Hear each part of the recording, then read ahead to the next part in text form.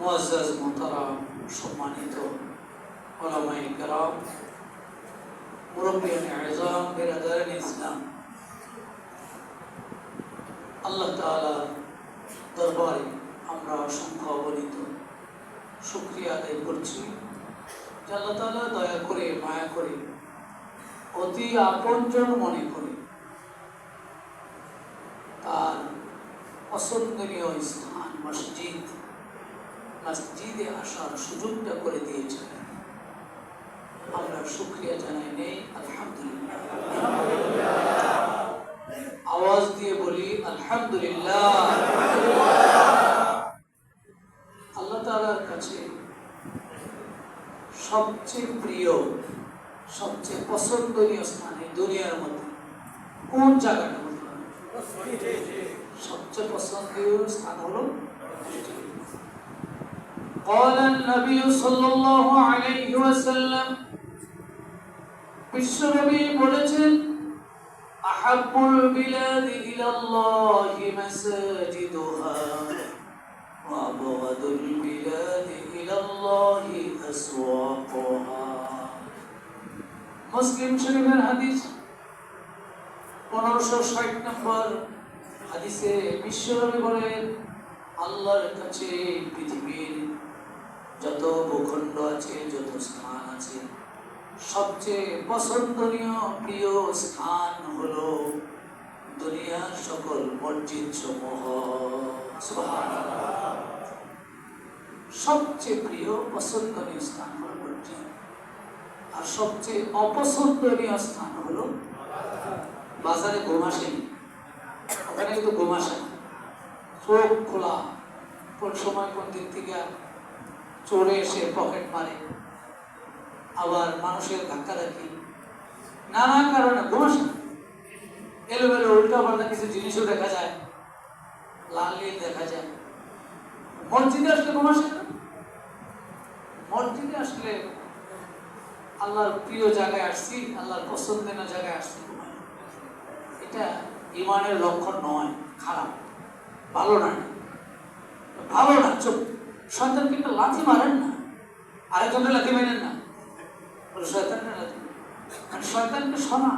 শয়তানই আমাদেরকে এতভাবে ধরে, আমিও মাঝে মাঝে এত ভয় পাই। শয়তান কত দিক থেকে হামলা করে বসে, চতুর্দিক থেকে হামলা করেছে। সূরা আরাফে চ্যালেঞ্জ দিয়েছিল শয়তান, আল্লাহ তোমার বান্দার ডান দিক থেকে, বাম দিক থেকে, সামনে থেকে, পিছন থেকে, চতুর্দিক থেকে আমি আক্রমণ করব। এটা তো চ্যালেঞ্জ দিয়েছে। দয়া করে মেহরবানি করে যারা আসছে মসজিদে চলে আসছে, একটু চ্যালেঞ্জ দেন, শয়তানের সাথে একটা চ্যালেঞ্জ দেন যে না, আমি শয়তান আমাকে যতই চেষ্টা করবো আমি চোখ খোলা রাখবো, দু চারটা কথা শুনবো, খুতবাটার সময় ওয়াজিব গুনার কাজ করতে পারি, শুনি, যতটুকু বুঝি, যতটুকু মনে রাখতে পারি, তো চোখটা খোলা রেখে একটু আমার দিকে মুতাওয়াজ্জিহান ইলা জিহাতিল কাবাতি শরীফা, মুতাওয়াজ্জিহান ইলা জিহাতিল খতিব, খতিবের দিকে একটু মনোযোগ দিয়ে খেয়াল করুন। যারা উপরে আছে তারা খতিবকে না দেখলেও আওয়াজ তো যায়, আওয়াজটাই খতিব মনে করে। উপরে তারা, এখানে যারা আছে আমার সামনে, তারা তো মোটামুটি দেখে, চোখ খোলা আছে, কিন্তু এখন দোতলা তিনতলা উপরে যারা আছে এরা পাহারা দেবে কে? আমি তো দেখি না, সিসি ক্যামেরা নাই, আল্লাহ পাহারা দিবে। এই জন্য সবাই শয়তানের এই চ্যালেঞ্জ থেকে, শয়তান চায় না আমরা মসজিদে একটু কথা শুনি, শিখি, ভালো হয়ে যায়, এটা শয়তান চায়। সেই জন্য দয়া করে সবাই খেয়াল, আল্লাহর কাছে সবচেয়ে প্রিয় জায়গা হলো, সবচেয়ে অপ্রিয় অপছন্দনীয় জায়গা হলো বাজার। বাজারকে অ্যাভয়েড করতে হবে, যদি অ্যাভয়েড করে তো চলা যাবে না, বাজারতে যাওয়াই লাগবে, কেনাকাটা করতে হবে, জীবন বাঁচাতে। কিন্তু যত দ্রুত সম্ভব ওই অ্যাভয়েড করে চলে আসে মসজিদে, বাজারে বেশিক্ষণ থাকা দরকার নেই, কেনাকাটা শেষ চলে আসে, যত তাড়াতাড়ি পারলে তত তাড়াতাড়ি। রাসূলুল্লাহ সাল্লাল্লাহু আলাইহি ওয়াসাল্লাম বাজারে যাইতেন, সেখানে গিয়ে তিনি সালাম দিতেন মানুষদেরকে, তাসবিহ পড়তেন। এই জন্য আবার আরবের মুশরিকরা বলে, কি হলো রে মুহাম্মদের, কি হলো? সে ইয়াকুলু তাআম ওয়া ইয়ামশি ফিল আসওয়াক, খানাও খায়, বাজারেও যায়, সে বলে আবার নবী। কেমন হইল? বাজারে তো নবীরা তো বাজারে যাওয়ার কথা না, এটা তাদের কাছে আশ্চর্য লাগছে কোরআন শরীফের আয়াত এটা। তো আল্লাহ তাআলা বললেন না, বাজারে যাবে, খানাও খাবে, বিবাহ শাদীও করবে, সবই করবে, তারপরেও নবী বলেছে কিন্তু তোর ব্যক্তিত্ব নিয়ে চলবে।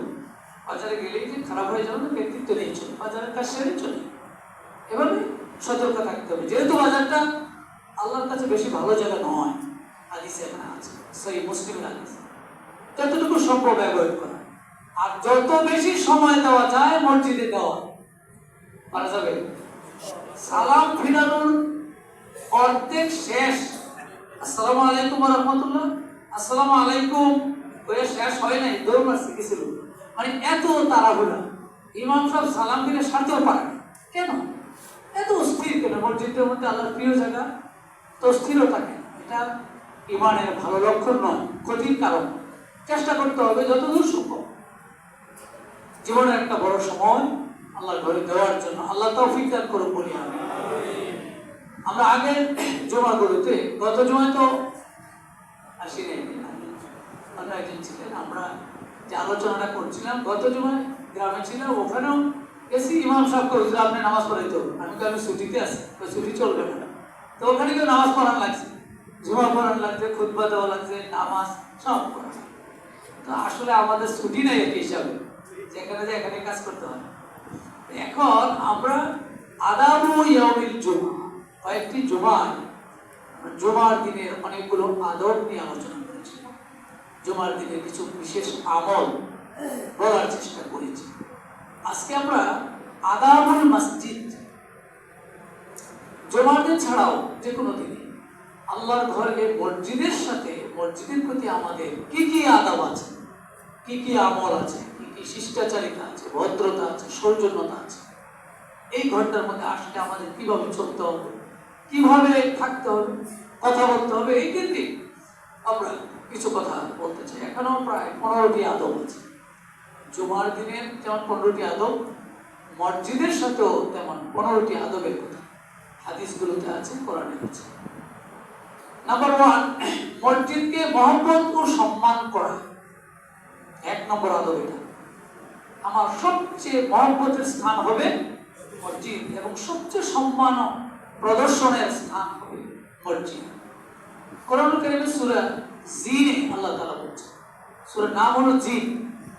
জিন দেখলে ভয় পান না, জিন তো দেখা যায় না, কিন্তু আল্লাহ তাআলা রাসূলের কাছে জিনেরা এসে ইসলাম গ্রহণ করেছে, মুসলমান হয়ে গেছে। সুবহানাল্লাহ। আয়াত থেকে মাইক খেলেন রাসূল, রক্তাক্ত হয়ে গেলেন। রক্তাক্ত হয়ে গিয়ে পথে, মক্কার পথেই যখন তিনি একটু সামান্য একটু আশ্রয় খুঁজলেন, মনটা খুব খারাপ, রক্তাক্ত হয়ে আসছেন, আল্লাহ তাআলা সূরা জিন নাযিল করে একদল জিন পাঠিয়ে দিলেন, যান আমার নবীর কাছে গিয়ে তোমরা মুসলমান হয়ে যাও। সুবহানাল্লাহ। রাসূল আবার খুশি হয়ে গেলেন, জিনেরা এসে মুসলমান হয়ে গেছে। কষ্টটা কিছুটা হলেও, আপনি অনেক দাওয়াত দিলেন, কেউ শুনলো না। আরেক জায়গায় গেলেন, তাও শুনলো না। এরপরে দেখলেন হঠাৎ করে কিছু লোক এসে ঠিক আছে আমরা আপনার কথা মেনে নিলাম, মনটা একটু ভালো লাগবে, খারাপ হয়ে গেছে। আল্লাহ তাআলা এই সূরা জিন নাযিল করেছেন। সূরা জিনে একটা গুরুত্বপূর্ণ আয়াত, 18 নম্বর আয়াতটি, ওয়ান্নাল মাসাজিদা লিল্লাহ ফালা তাদউ মা'আল্লাহি আহাদা। রব্বুল আলামিন বলেন, শোনো দুনিয়ার মানুষ, সারা দুনিয়ার যত মসজিদগুলো আছে, সকল মসজিদগুলো লিল্লাহ, আমি আল্লাহর জন্য। সুবহানাল্লাহ। এই মসজিদগুলো কার? আমাদের বাসাবাড়ির মতো না। অনেকে এরকম আসলে মসজিদে যে দাপট দেখায়, মনে হয় ওনার ড্রয়িং রুম, বাপসাবের রুম। নাউজুবিল্লাহ বলেন। আমরা আল্লাহর ঘরে চলে আসছি, আল্লাহর ঘরে কোরআন বলছে সব মসজিদ আমার। তুই মসজিদের সভাপতি, সেক্রেটারি যা হও, সব মসজিদ আমার, আল্লাহ। এটা তোমার না, তোমার নাই। ফালা তাদউ মা'আল্লাহি আহাদা। তোমরা মসজিদে যখন আসো, আল্লাহ ছাড়া অন্য কারো কাছে দোয়া করবে না, প্রার্থনা করবে না। সকল সময় একমাত্র আমি আল্লাহর কাছে প্রার্থনা করবে। সুবহানাল্লাহ। আল্লাহকে ডাকবে, আল্লাহর কাছে চাইবে। তাহলে আমাদের সবচেয়ে পছন্দনীয় প্রিয় মহব্বতের জায়গা হবে মসজিদ। 2 নাম্বার, মসজিদকে আপন ঠিকানা বানিয়ে নেওয়া। আপন ঠিকানা, আমাদের ঠিকানা তো বাসা বাড়ি একটা আছে, সেখানে আমরা থাকি। অনেক মানুষ আছে সারা দিন যেখানে থাকুক, নিজের বাসাটায় আসলে একটু ভালো লাগে না, লাগে না? দেখে সারাদিন বিভিন্ন বাসায় গেছে, বিভিন্ন অফিসে গেছে, সবকিছু করে চাকরি করে কাজকর্ম করে যখন বাসায় একটু আসে একটু স্বস্তি লাগে। সেই বাসায় এসি থাকুক না থাকুক, হয়তো সব বাসায় এসি নেই, সব বাসায় এত সুন্দর ডেকোরেটেড না, তারপরেও ভালো লাগে। এসি রুম থেকে আসছে, কিন্তু আপনার বাসায় যখন আপনি আসেন একটু ভালো লাগে না, লাগে কিনা? ঘুমাই লিখে বলুন, লাগে কিনা বলে? রাসূলুল্লাহ বলেছেন একজন মুমিনের সবচেয়ে ভালো লাগার জায়গা হলো মসজিদ। আনাবি দারদা আন্নান নবী সাল্লাল্লাহু আলাইহি ওয়াসাল্লাম قال, বিশ্ব নবী বলেছেন, আল মসজিদু বাইতু কুল্লি তাকিয়্যিন, মসজিদ হলো সকল মুত্তাকিদের আসল বাড়ি। সুবহানাল্লাহ। বাইত, বাইত মানে বাড়ি, ঘর, ঠিকানা। মুত্তাকি যারা আল্লাহকে ভয় করে চলে, তারা আসল ঠিকানাটা, আসল বাড়িটা, আসল আশ্রয়ের জায়গাটা মসজিদ। ভালো লাগে এখানে আসে, তার ভালো লাগে এখানে আসে, একটু থাকতে চায়, খুব চটপট করে না। এই জন্য মসজিদ হলো, মসজিদকে বলা হয়েছে মুমিনদের। পানিতে মাছ যেমন স্বস্তি পায়, আর সামাকু ফিল মা, পানিতে মাছ যেমন স্বস্তি পায়, মাছ পানি থেকে মাছটা উঠালে সে কিন্তু ছটফট করে, খেয়াল করে পানিতে দিয়ে দেন, খুব আরামে করে দৌড় মারে স্বস্তির সাথে। আর আল মুমিনু ফিল মসজিদ, মুমিন মসজিদে এমন ভাবে স্বস্তি পায় যেমন পানিতে মাছ স্বস্তি পায়। বলেন সুবহানাল্লাহ। আর আত-তায়রু ফিল কাফাস, খাসার মধ্যে পাখি যেমন ছটফট করে, আল মুনাফিকু ফিল মসজিদ, মুনাফিক মসজিদে আসলে ছটফট করে। বলেন নাউজুবিল্লাহ। আমরা কি মুমিন হব না মুনাফিক হব? খেয়াল রাখতে হবে, মুনাফিক হওয়ার বৈশিষ্ট্য করা যাবে না। আসছি, নামাজটা পড়লাম, সালাম ফিরলাম, 2-4টা দোয়া কালাম, যে যতটুকুই জানি একটু সময় দিয়ে এরপরে আমরা চাই যেন অস্থির হয়ে না যায়। আর যারা জুতা চুরি করতে আসে এরা তো আর নামাজে আসে না, আর এরা তো মুনাফিকও না, এরা আরো খারাপ। এরা তো জুতা চুরি করতে আসছে, সুতরাং অত নামাজ কালাম নাই, সালাম নাই, এ সুযোগ খুঁজবে কখন আপনি সিজদায় গেলে আপনার জুতা নিয়ে যাবে। বলেন নাউজুবিল্লাহ। জুতা চুরেরাও শুনে আমার ওয়াজ, শুনতে আসে, হুজুরি কি করবি, বুঝলো কেমনে, আমারটাও নিয়ে যায় কিনা এই ভয়ে আমি মাঝে মাঝে থাকি। আল্লাহ হেদায়েত দান করুক, বলি আমিন। আল মসজিদু বাইতু কুল্লি তাকিয়্যিন, বিশ্বনবী বলেন মুত্তাকিদের আসল বাড়ি হলো, ঠিকানা হলো মসজিদ। ওয়া তাকাফফালাল্লাহু লিমান কানাল মসজিদু বাইতাহু, আল্লাহ রাব্বুল আলামিন ওই ব্যক্তির দায়িত্ব গ্রহণ করে নেন যেই ব্যক্তি মসজিদটাকে তার ঠিকানা বানাইয়া নেয়। সুবহানাল্লাহ। স্বস্তির জায়গা বানিয়ে নেয়। বির-রূহি ওয়ার-রাহমাতিন, আধ্যাত্মিকতা এবং তার আল্লাহর পক্ষ থেকে দয়ার প্রদর্শনের জন্য সে তার ওই মসজিদটাকে ঠিকানা বানাইয়া নেয়। ওয়াল জাওয়াজি আলাস সিরাতি ইলা রিদওয়ানিল্লাহি ইলাল জান্নাহ, এবং ফুলসিরাত পার হইয়া আল্লাহর সন্তুষ্টি অর্জন করে জান্নাতে যাওয়ার জন্য সে মসজিদটাকে মাধ্যম হিসেবে, অর্থাৎ মসজিদকে তার ইবাদতের জায়গা বানাইয়া নেয়। সুবহানাল্লাহ। ঘরে নামাজ না মসজিদে নামাজ? মসজিদ, মসজিদে নামাজ যতদূর সম্ভব মসজিদে চলে এসে নামাজটা আদায় করতে হবে। টার্গেট আল্লাহর আধ্যাত্মিকতা আমরা পাবো, আল্লাহর মারিফাত পাবো, আল্লাহর দয়াটা পাবো, আর সবচেয়ে বড় আল জাওয়াজ ইলা সিরাত, ফুলসিরাতটা পার হওয়ার জন্য এই মসজিদটা একটা মাধ্যম হয়ে যাবে। বলেন সুবহানাল্লাহ। রাসূলুল্লাহ হাদিসে বলেছেন, ফুলসিরাতের গোড়ায় গেলে আপনি দেখবেন অনেকে বিদ্যুতের মতো পার হয়ে যাচ্ছে, আর অনেকে পা দেওয়ার সাথে সাথে জাহান্নামের মধ্যে পড়ে যাচ্ছে। মসজিদ যার আসল ঠিকানা ছিল, ভালোবাসার জায়গা ছিল, সে দ্রুত গতিতে বিদ্যুতের ন্যায় পৌঁছাটা পার হয়ে জান্নাতে চলে যাবে। সুবহানাল্লাহ। 3 নম্বর হলো মসজিদের সাথে হৃদয়ের সম্পর্ক রাখা। এটাও একটা মসজিদের প্রতি আমাদের আদব। মসজিদের অন্যতম আদব হলো হৃদয়ের গভীর সম্পর্ক হবে মসজিদের সাথে। হাদিস শরীফে আছে, عن أبي هريرة عن النبي صلى الله عليه وسلم قال سبعة يظلهم الله يوم القيامة في ظله يوم لا ظل إلا ظله। আবু হুরায়রা বর্ণনা করেছেন, রাসূল বলেন 7 ব্যক্তি এমন হবে যারা কিয়ামতের কঠিন ময়দানে হাসরের মাঠে আল্লাহর আরশের নিচে স্থান পাবে, যেদিন আল্লাহর আরশের ছায়া ছাড়া কোনো ছায়া থাকবে না। কয় ব্যক্তি? 7 ব্যক্তি। কয় ব্যক্তি বলেন? 7 ব্যক্তি। তার মধ্যে এক ব্যক্তি হলো রাজুলুন কলবুহু মুআল্লাকুম বিল মসজিদে ইযা খারাজা মিনহু হাত্তা ইয়াউদা ইলাইহি। ওই ব্যক্তি যার হৃদয় মসজিদের সাথে যুক্ত থাকে, যখন মসজিদ থেকে বের হয়ে যায় আবার মসজিদে আসার জন্য তার হৃদয়ে ব্যাকুল থাকে, ওই ব্যক্তিটি সেই কঠিন ময়দানে আরশে আজিমের নিচে স্থান পাবে। সুবহানাল্লাহ। এটা একটা হৃদয়ের সম্পর্ক। ভালো জায়গায়, ভালোবাসার জায়গায় চলে আসলে আবার যেতে মন চায়। যেমন কাবা শরীফকে মানুষ ভালোবাসে, মক্কায় হজ উমরায় গেলে আসার সময় মনটা কাঁদে, আবারও যেতে চায় না, চায় না? যারা গেছেন তাদের মনটা একটু চায় না আবার যেতে? সিনারি গুলো আবার আসে, কাবার সিনারিটা, তাওয়াফের সিনারি, সাফা মারওয়া, এই যে জায়গাগুলো আবার ভাসে, মনটা চায় আবার একটু দৌড় দিয়ে চলে যায়, যদি কাছে হতো দৌড়ে দেওয়া যেত। এরকম একটা আবেগ তৈরি করে, কাজ করে। ঠিক মসজিদটাকে যারা এভাবে আবেগের জায়গা বানাতে পারে, রাসূল বলে আরশে আজিমের নিচে সেই ব্যক্তিকে স্থান দেওয়া হবে। সুবহানাল্লাহ।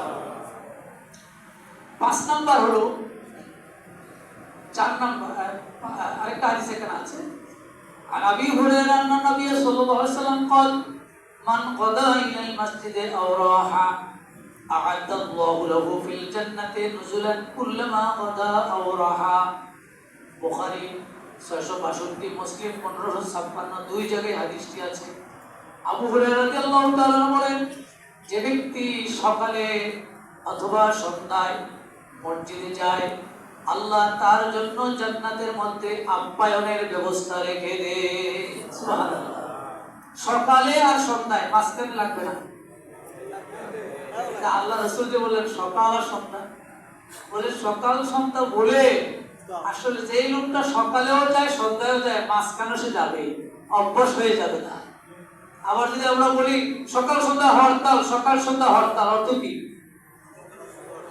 সকালে একটু সন্ধ্যা একটু না, পুরো দিন। এটা তো বাংলায়ও আমরা বুঝি। এই জন্য রাসূলুল্লাহ বলেছে সকালে আর সন্ধ্যায় যায় মানে হলো গোটা দিন, অর্থাৎ তার মসজিদের সাথে একটা হৃদয়ের সম্পর্ক থেকে যায়। রাসূল বললেন যে এই ব্যক্তির জন্য আল্লাহ তাআলা জান্নাতের মধ্যে নুজুলান, স্পেশাল আপ্যায়নের ব্যবস্থা রাখবেন। সুবহানাল্লাহ। আল্লাহর পক্ষ থেকে আপ্যায়ন ব্যবস্থা রাখবেন। তো ফজরের জামাতে আমরা লোক কম পাই, তাই না? মাশাআল্লাহ, মাগরিবে যেমন মসজিদ ভরে, ফজরে কিন্তু ভরে না। ঘুমের কারণে হতে পারে, কিছু সমস্যা আছে, কিন্তু সর্বাধিক চেষ্টা করতে হবে ফজর এর নামাজটাও জামাতে আদায় করার জন্য। আল্লাহ তৌফিক দান করুন বলে আমিন। 4 নম্বর হলো পবিত্র হয়ে মসজিদের উদ্দেশ্যে বের হওয়া। পবিত্র হয়ে মসজিদের উদ্দেশ্যে বের হওয়া। মসজিদে এসে ওযু করা না ওযু করে আসা? এই হাদিসটা দেখেন কি বলে। আবি হুরায়রা আন্নান নবী সাল্লাল্লাহু আলাইহি ওয়াসাল্লাম قال, আবু হুরায়রা হাদিসটি বর্ণনা করেন, মুসলিম শরীফের 1407 নম্বর হাদিস এটা। বিশ্বনবী বলেন, মান তাতাহহারা ফি বাইতিহি, যে ব্যক্তি তার ঘরে পবিত্রতা অর্জন করলো, সুম্মা মাদা ইলা বাইতিন মিন বুয়ুতিল্লাহ, এরপর আল্লাহর ঘর সমূহ থেকে যে কোনো একটা ঘরের উদ্দেশ্যে রওনা দিল তথা মসজিদের দিকে, লিয়াকুদিয়া ফরিদাতাম মিন ফরাইদিল্লাহ, আল্লাহ রাব্বুল আলামিন তার উপরে যে ফরজ বিধানগুলো দিয়েছেন, সালাতের ফরজ দিয়েছেন, সেই ফরজগুলি সে আদায় করার জন্য রওনা দিয়ে গেল। কানাত খুতুওয়াতুহু ইহদাহা তাহুদ্দু খাতিআতান ওয়াল উখরা তারফাউ দারাজাতান। নবী বলেন তার প্রতিটি কদমের মাধ্যমে আল্লাহ রাব্বুল আলামিন একটা করে গুনাহ ডিলিট করে দেন। সুবহানাল্লাহ। তাহুদ্দু খাতিআতান, একটা গুনাহ বাদ, একটা কদম দেয় এক গুনাহ বাদ, এক কদম দেয় আরেক গুনাহ বাদ, এভাবে দিতে থাকেন। ওয়াল উখরা তারফাউ দারাজাতান, এবং আরেকটি কদম যখন দেয় পরবর্তী কদমে তার একটা করে সওয়াব মর্যাদা বাড়িয়ে দেওয়া হয়। সুবহানাল্লাহ। বাসা দূরে থাকবে না কাছে? দূরে হলে কদম বেশি।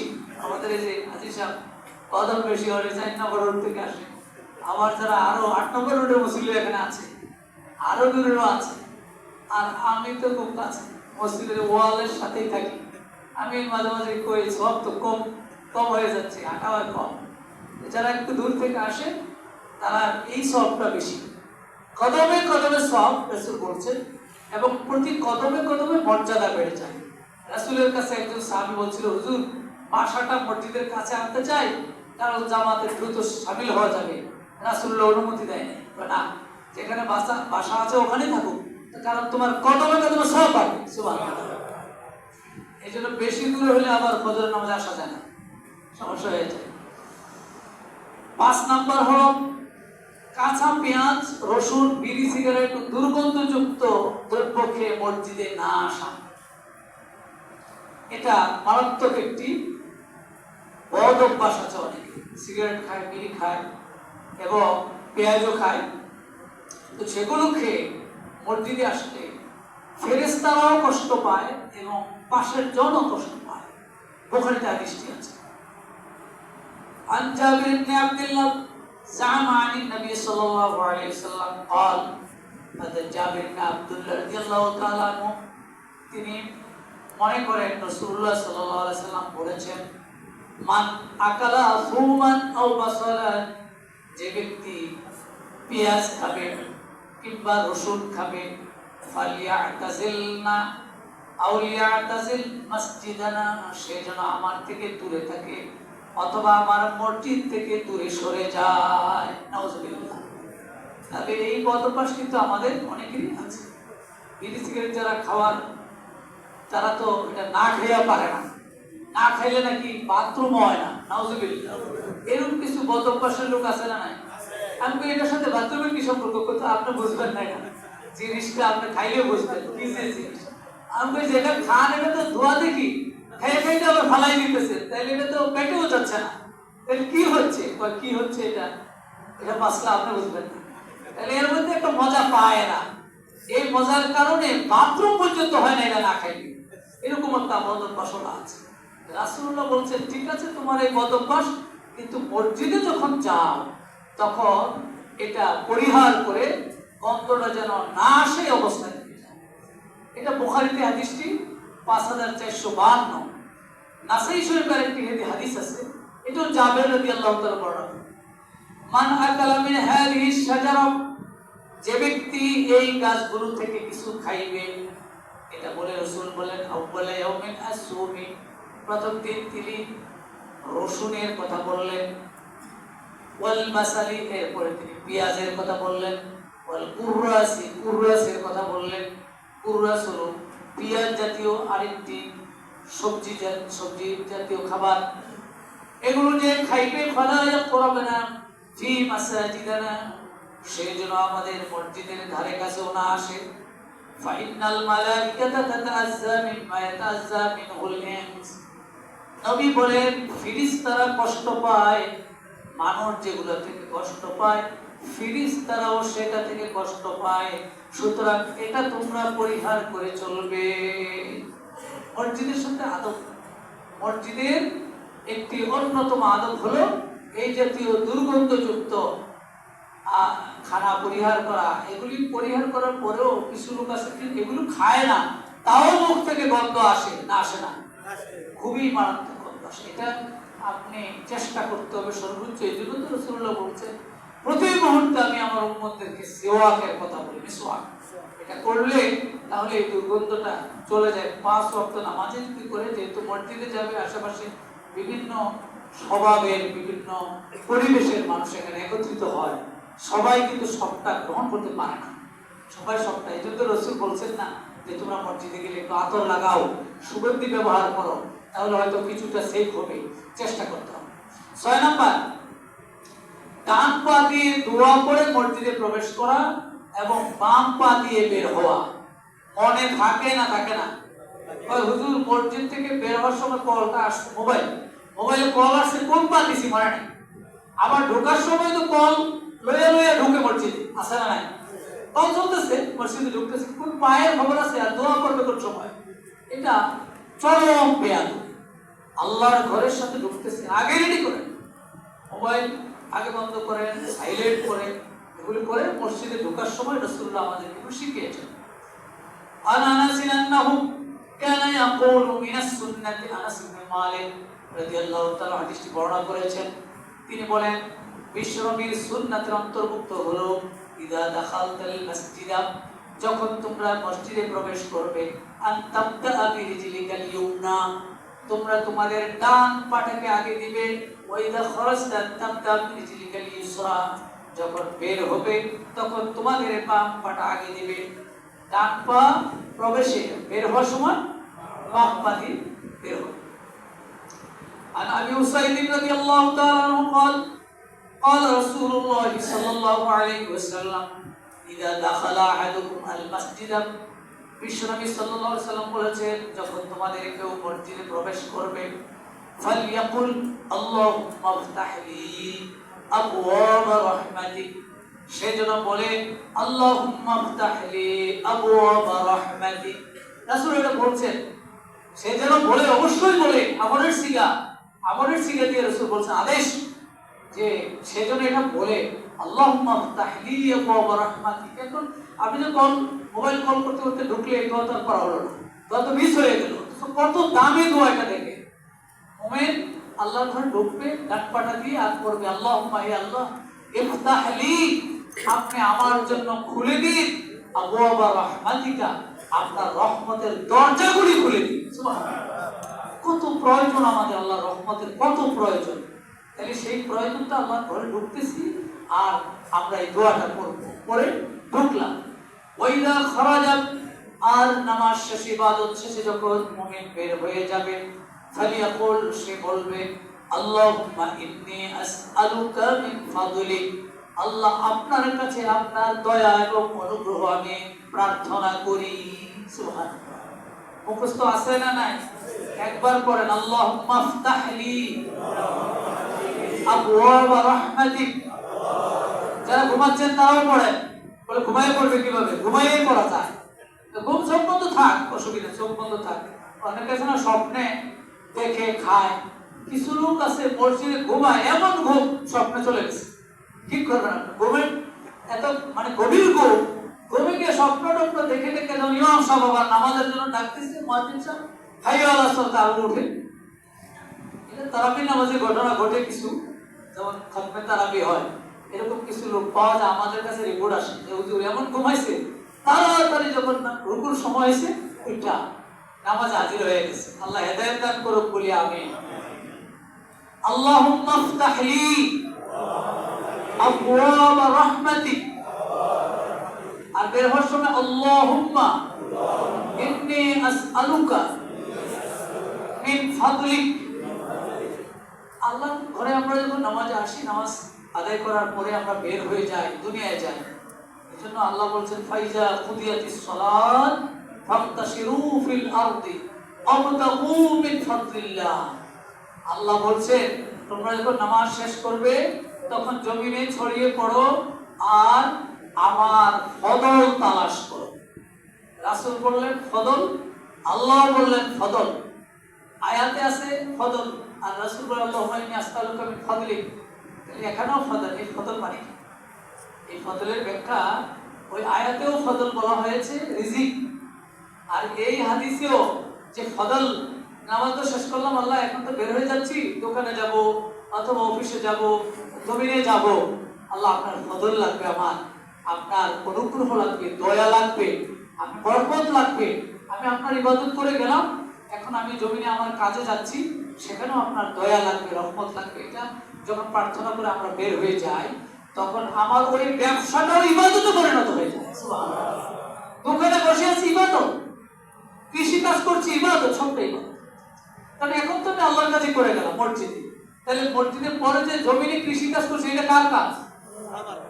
আমার না আল্লাহ? সেটাও আল্লাহর নির্দেশ। সেটা আল্লাহর বলতে কি, সেটাও তো আল্লাহর নির্দেশ।